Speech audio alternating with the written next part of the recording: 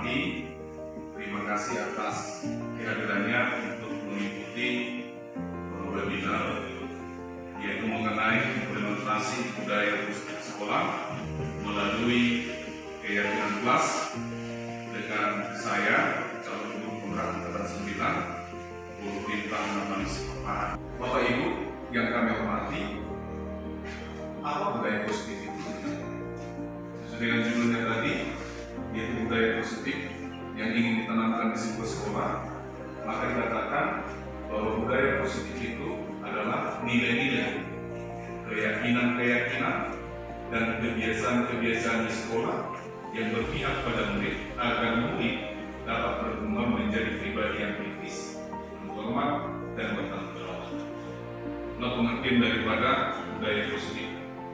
Dan berikutnya, Bapak Ibu yang kami hormati, guru yang baik jelas memiliki kemampuan mewujudkan budaya positif di sekolah. Dan kita semuanya adalah merupakan guru yang baik. Jadi apa budaya positif itu yang perlu diperhatikan?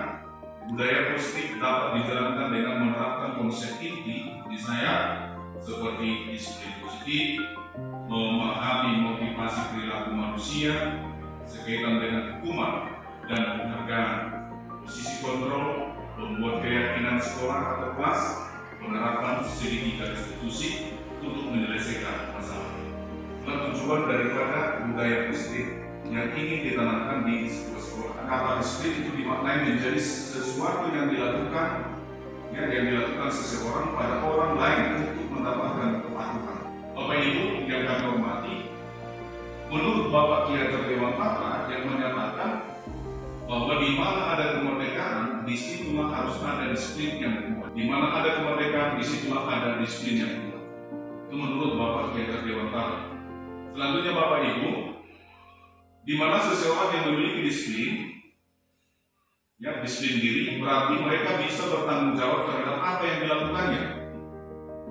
Itu yang merupakan yang dikatakan oleh manusia yang memiliki disiplin atau murid yang memiliki disiplin diri, berarti mereka bisa bertanggung jawab terhadap apa yang dilakukannya, karena mereka mendasarkan tindakan mereka pada nilai-nilai kebajikan universal. Bapak Ibu saudara-saudari yang kami hormati, apa itu nilai-nilai kebajikan universal? Di mana nilai-nilai kebajikan universal itu adalah nilai-nilai kebajikan yang disepakati bersama, lepas dari suku bangsa, agama, bahasa maupun latar belakang. Jadi disepakati bersama. Dan nilai-nilai kebajikan adalah sifat-sifat positif manusia yang merupakan tujuan mulia yang ingin dicapai setiap individu. Jadi pencapaian daripada nilai-nilai kebajikan itu adalah sifat daripada manusia. Selanjutnya, salah satunya adalah nilai-nilai kebajikan yang ingin dicapai oleh setiap anak bangsa Indonesia yang kita kenal, yaitu profil belajar Pancasila. Bapak Ibu yang kami hormati, menurut Kamus Besar Bahasa Indonesia, disiplin itu adalah tata tertib, ketaatan, atau bidang studi yang memiliki objek atau sistem dan metode tertentu. Sedangkan berdisiplin berarti mematuhi atau menaati atau tertib. Dan mendisiplinkan berarti mengusahakan supaya menaati atau mematuhi tata tertib. Jika dilanggar maka diberikan sanksi berupa hukuman. Di mana disiplin positif adalah suatu pendekatan yang menerapkan disiplin dari dalam diri anak tanpa hukuman dan penghargaan. Tanpa hukuman dan penghargaan. Jadi, terkadang kita sering memberikan hukuman kalau siswa melanggar disiplin. Pendekatan disiplin positif itu menitik beratkan pendekatan yang positif tanpa kekerasan, memotivasi, merefleksi kesalahan, menghargai, membangun logika, dan bersifat jangka panjang. Bapak Ibu saudara-saudari, hukuman, konsekuensi, dan restitusi. Apa hukuman, apa konsekuensi, apa restitusi? Jadi hukuman di sini adalah ini tabel hukumannya bersifat ini negatif. Sedangkan identitasnya ini dikatakan gagal untuk hukuman. Ini gagal, sedangkan identitas sukses yaitu disiplin. Disiplin itu mencakup konsekuensi dan restitusi. Contoh kalimatnya misalnya sesuatu untuk hukuman, sesuatu yang menyatakan harus terjadi, sedangkan konsekuensi sesuatu harus terjadi. Baru restitusi merupakan pilihan, terjadi atau tidak. Atau contoh sederhananya, peraturannya adalah titik-titik kamu harus gitu. Kamu harus, itulah hukuman. Sedangkan konsekuensi apa peraturannya? Mampukah kamu melakukannya? Terima kasih. Perbedaan. Sedangkan restitusi, dikatakan restitusi, apa yang kamu yakini? Apa yang bisa kamu lakukan untuk memperbaiki masalah ini? Jadi kita lepaskan kepada peserta didik, bukan dari kita. Misalnya, kenapa kamu ribut? Kan tidak. Seandainya kamu ribut, apa yang terjadi di kelas ini? Maka dia akan menjawab, tergantung kelas yang lain, tergantung teman-teman. Jadi dia sendiri yang menjawab akibat dari perbuatannya. Itulah yang disebut dengan restitusi. Bapak Ibu saudara-saudari yang kami hormati, selanjutnya hukuman itu adalah bersifat negatif, sedangkan konsekuensi bersifat netral, restitusi bersifat positif. Sebagai contoh misalnya, awas kalau dilakukan lagi ya, nanti awas kamu, itu bersifat negatif. Itulah bagian daripada hukuman. Sedangkan konsekuensi, lakukan apa yang saya katakan. Sedangkan restitusi bersifat positif. Apakah hal ini yang sesungguhnya ingin kamu lakukan? Ibaratnya seorang murid ribut di kelas, harus kita tanyakan, apakah hal itu sesungguhnya kamu ingin lakukan? Pasti jawabannya tidak atau tidak. Jadi kita di sini berrestitusi ini seolah-olah menyadarkan bahwa ketidakpatuhan terhadap disiplin kita sedangkan di restitusinya. Jadi tidak dihukum dia.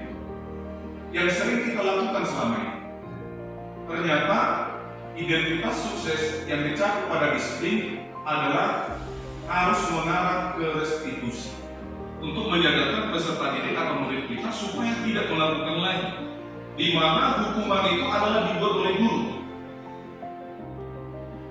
Dibuat oleh guru, sedangkan konsekuensi itu adalah dibuat oleh guru dan murid atau peserta didik.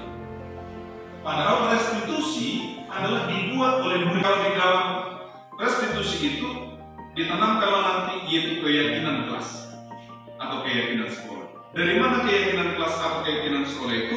Adalah dari murid itu sendiri. Bukan kita yang membuat. Kita hanya sebagai mengarahkan. Tapi yang membuat kesepakatan kelas adalah murid itu sendiri. Korban daripada yang dihukum oleh penghargaan yaitu pengaruhnya jangka panjang atau jangka pendek. Baru penghargaan tidak efektif. Penghargaan itu merusak hubungan juga. Penghargaan mengurangi ketepatan. Penghargaan menurunkan kualitas. Penghargaan mematikan kreativitas. Penghargaan juga menghukum. Jadi apa yang mau kita kembangkan yaitu motivasi dari dalam diri, yaitu intrinsik. Bapak Ibu yang kami hormati, motivasi perilaku manusia menurut Gary Gosen menyatakan 3 motivasi perilaku manusia. Yang pertama adalah untuk menghindari ketidaknyamanan atau hukuman. Yang kedua, untuk mendapatkan imbalan atau penghargaan dari orang lain. Poin pertama dan poin kedua ini adalah motivasi eksternal. Sedangkan yang perlu kita kembangkan adalah motivasi internal, yaitu untuk menjadi orang yang mereka inginkan dan menghargai diri sendiri dengan nilai-nilai yang mereka percaya. Maka posisi guru di dalam menjalankan disiplin positif tadi adalah jadi penghukum. Ini yang menjadi contoh selama ini kita lakukan. Penghukum. Jadi kalau kalian ribut, awas, nanti saya suruh nanti kalian membersihkan kamar mandi. Kalau tidak kalian kerjakan tugasnya, awas. Kata-kata awas. Baru lagi ada ibaratnya kita hukum peserta didik dengan menulis sebuah kalimat dengan 200 kali ulangan. Itu adalah hukuman. Dampaknya itu luar biasa, Bapak Ibu. Baru membuat rasa bersalah gara-gara klien Bapak kena tegur atau Ibu kena tegur oleh pimpinan. Memposisikan kita sebagai teman. Teman itu dalam arti positif, bahwa memposisikan teman dalam hal positif. Bisa kita tempat curhatannya peserta didik. Baru yang keempat adalah pemantau. Tetapi dari kelima posisi kontrol seorang guru, dari kelima ini kita harus melakukan yaitu manajer. Di dalam manajer itu sudah tercakup teman dan pemantau. Bapak Ibu, saudara-saudari yang kami hormati, posisi kontrol seorang guru jika dia berperilaku sebagai manajer adalah pada posisi guru mengerjakan sesuatu bersama-sama dengan siswanya, memotivasi siswanya untuk mempertanggungjawabkan segala perilakunya, serta mendukung siswa untuk menemukan solusi dari permasalahan yang dihadapi oleh siswa itu sendiri. Selanjutnya, keyakinan sekolah atau keyakinan kelas merupakan pernyataan-pernyataan universal yang mudah diingat dan dipahami serta dilakukan di lingkungan sekolah. Kalimat universal mudah dipahami. Salah satu contoh misalnya, jangan ribut. Berarti itu kalimat negatif. Berarti keyakinan di kelas itu kita munculkan dia. Jika kita ribut, dampaknya adalah ketidaknyamanan kepada seorang anak didik. Jadi jangan absen. Atau kalau absen dibayar 2.000 contohnya. Itu nggak boleh. Tetapi jika seorang anak itu melakukan ketidakdisiplinan jarak absennya, apa akibatnya terhadap peserta didik?